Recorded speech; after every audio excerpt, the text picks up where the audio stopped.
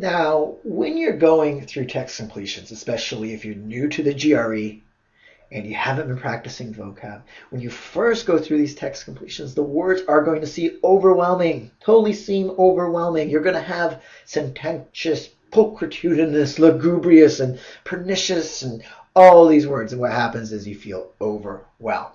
Now, it says here, don't feel overwhelmed.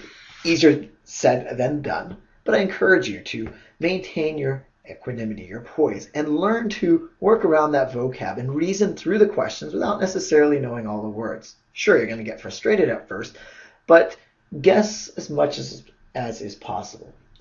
Eventually, you're going to start picking up on more words because you're learning vocabulary on the side. It's assumed that you're not necessarily learning your vocab words directly from these questions. However, over time, once you've learned hundreds and hundreds of vocab words, GRE vocab is burgeoning by the day, then you actually want to pay more attention to the vocabulary in the text completion questions themselves. So you'll start to recognize more of these words over time. You'll have a flash of recognition, but you won't recognize every word. And that's why you should write down the words you don't know.